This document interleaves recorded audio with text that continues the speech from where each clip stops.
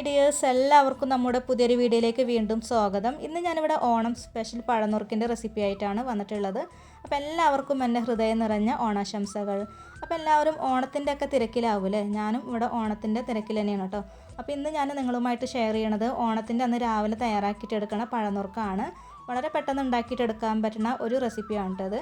അപ്പോൾ ഈ ഒരു പഴനുറുക്ക് തയ്യാറാക്കിയിട്ട് എടുക്കാനായിട്ട് ഞാനിവിടെ 1/2 കിലോ അളവിൽ നേന്ത്രപ്പഴമാണ് എടുത്തിട്ടുള്ളത്.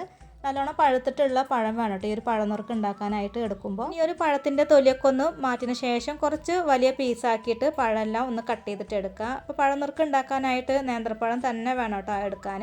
ഇപ്പോൾ അതേ പഴമെല്ലാം ഞാനിവിടെ കുറച്ച് വലിയ പീസാക്കിയിട്ട് ഒന്ന് കട്ട് ചെയ്തിട്ട് എടുത്തിട്ടുണ്ട്.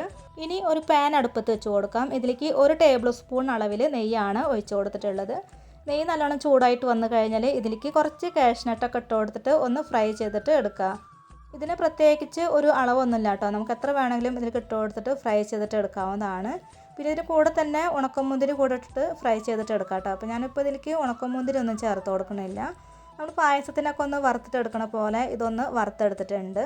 ഇതൊന്ന് കോരി മാറ്റിന് ശേഷം ഇതേ നെയ്യിലോട്ട് നമ്മൾ കട്ട് ചെയ്ത് വെച്ചിട്ടുള്ള പഴം ഉണ്ടല്ലോ അത് കൂടെ ഇട്ടിട്ട് നന്നായിട്ടൊന്ന് ഇളക്കി കൊടുത്തിട്ട് വേവിച്ചിട്ടെടുക്കാം. നല്ലോണം പഴുത്തിട്ടുള്ള പഴമായത് കാരണം ഇത് പെട്ടെന്ന് തന്നെ വെന്തിട്ടൊക്കെ കിട്ടും കേട്ടോ. പിന്നെ ഈ ഒരു പഴനുറുക്ക് ഉണ്ടാക്കിയിട്ട് എടുക്കാനായിട്ട് നല്ലോണം പഴുത്തിട്ടുള്ള പഴം വേണം എടുക്കാൻ, എന്നാലാണ് കൂടുതൽ ടേസ്റ്റ്.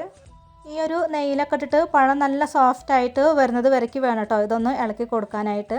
പഴം നല്ലോണം സോഫ്റ്റായിട്ട് വന്നു കഴിഞ്ഞാൽ പിന്നെ നമുക്കിതിലേക്ക് ചേർത്ത് കൊടുക്കേണ്ടത് ശർക്കരപ്പാനിയാണ്.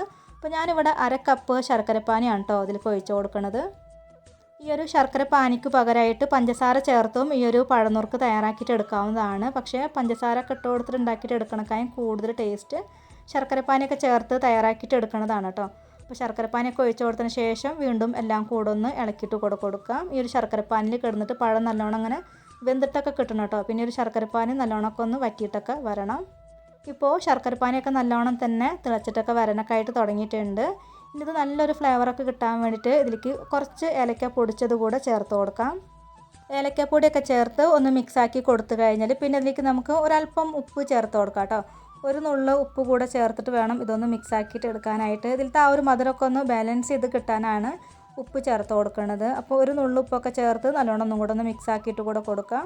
ഇപ്പോൾ ശർക്കരപ്പാനിയൊക്കെ നല്ലോണം തന്നെ വറ്റിയിട്ടൊക്കെ വന്നിട്ടുണ്ട്. പഴം നല്ല സോഫ്റ്റായിട്ട് തന്നെ കിട്ടിയിട്ടുണ്ട് കേട്ടോ. ഇതിലേക്ക് നമുക്ക് അവസാനമായിട്ട് ഒരു പിടി തേങ്ങ ചെരുകിയത് ഇട്ട് കൊടുക്കാം. പിന്നെ ഇതിൻ്റെ കൂടെ തന്നെ നമ്മൾ ഏറ്റവും ആദ്യം ഫ്രൈ ചെയ്ത് വെച്ചിട്ടുള്ള കാഷ്നട്ട് ഉണ്ടല്ലോ അത് കൂടെ ചേർത്തിട്ട് എല്ലാം കൂടെ ഒന്ന് മിക്സ് ആക്കിയിട്ട് എടുക്കാം.